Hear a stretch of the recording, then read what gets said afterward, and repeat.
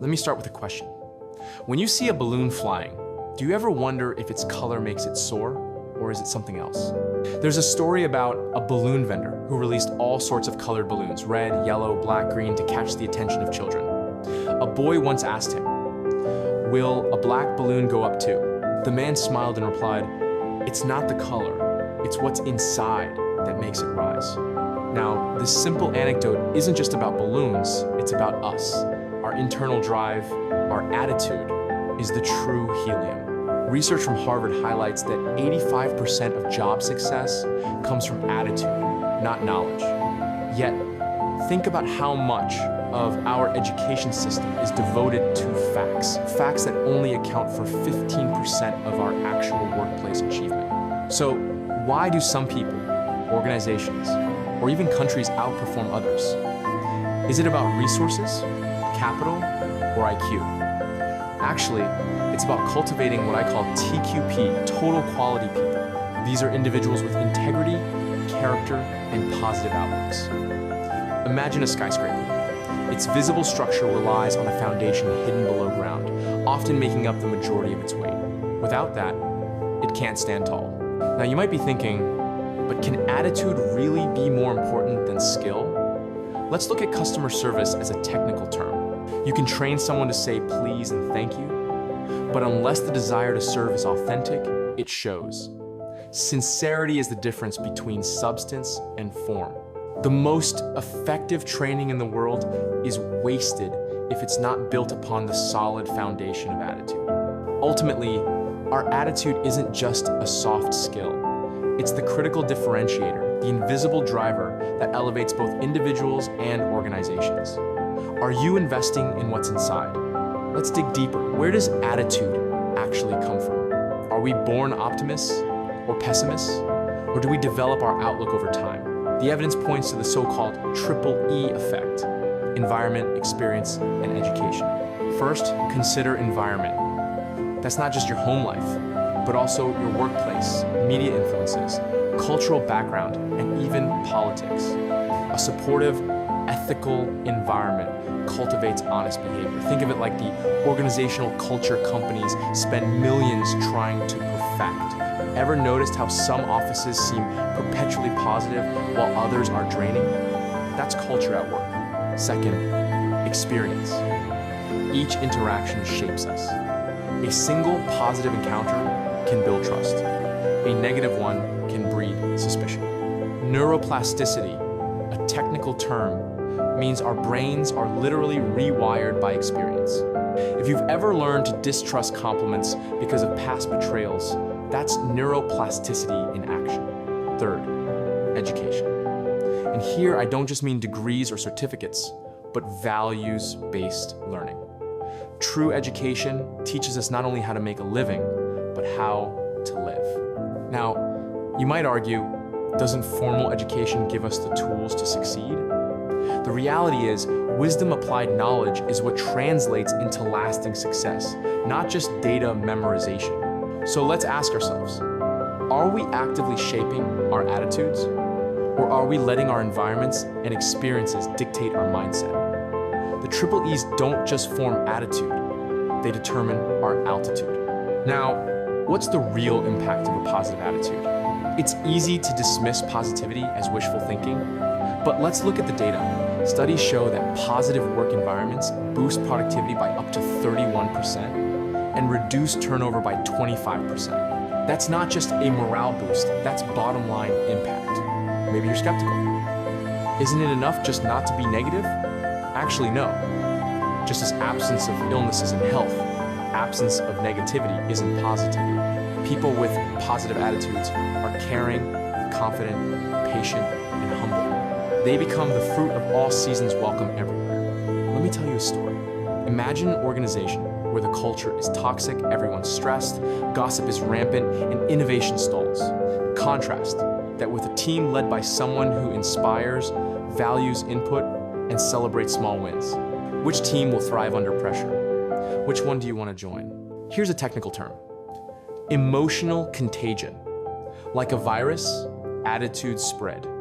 A positive environment breeds constructive behaviors, teamwork, higher quality, and loyalty. Conversely, negativity leads to high stress, low morale, and even physical illness. The late psychologist William James said, "Human beings can alter their lives by altering their attitudes of mind." So ask yourself, are you the person who lifts others or someone who drains the energy around you? Remember, the ripples of your attitude reach farther than you realize. Here's the conflict. If negative attitudes are so damaging, why do we cling to them? Human nature resists change. There's comfort in familiarity, even when it's toxic. Charles Dickens once wrote about a prisoner so used to his dungeon that freedom terrified him. How many of us wear emotional chains instead of seeking sunlight? Cognitive dissonance is the technical term for that mental discomfort we feel when challenged to change long-held beliefs. We rationalize, delay, and even defend our negative thinking.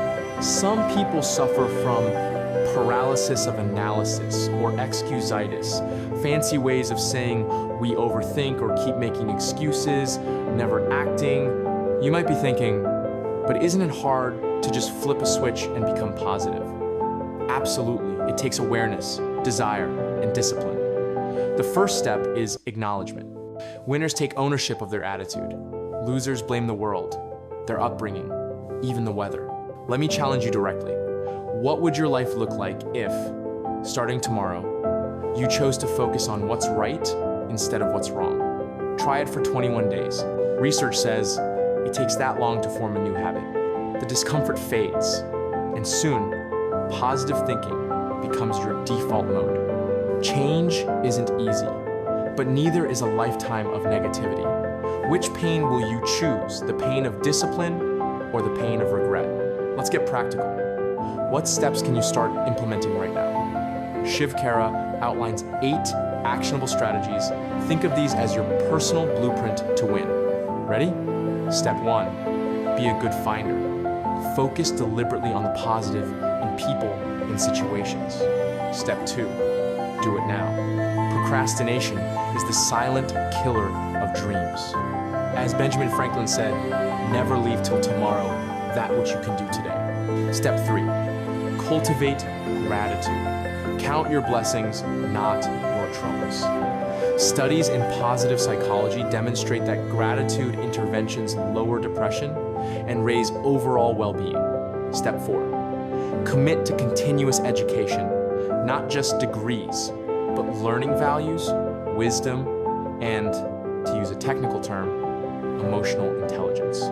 Step 5, build positive self-esteem by serving others and accepting responsibility for your actions. Steps 6 through 8, stay away from negative influences, learn to like necessary tasks, and start your day with positivity. Now you might say, isn't this just common sense? Maybe, but as we know, common sense isn't always common practice. The real winners are those who turn these steps into daily habits, not just occasional efforts. Will you be one of them? Let's wrap up by confronting a bigger question. What is success, really? A new car? A corner office? The applause of crowds? Earl Nightingale defined success as the progressive realization of a worthy goal. It's a journey, not a destination. And guess what? The path is paved not by luck, but by attitude and purposeful action. Obstacles are inevitable. Call them tests of resilience. You'll face failure, setbacks, and critics. But here's the twist. Every major success story is also a story of failure and persistence. Abraham Lincoln lost more elections than he won before becoming president. Thomas Edison failed thousands of times before lighting up the world. They didn't quit, they bounced back, learning each time. Now, technical terms, like growth mindset, the belief that abilities developed through dedication and hard work are more predictive of success than IQ alone. Research from Stanford psychologist Carol Dweck underpins this fact. Focusing on progress, not perfection, builds resilience and grit. So let me ask you, are you setting your sail to catch the winds of opportunity, or are you drifting, waiting for life to happen? Life is a series of choices and compromises. Even not choosing is a choice. Will you act like a victim or a victor? In the end, Your attitude determines your altitude.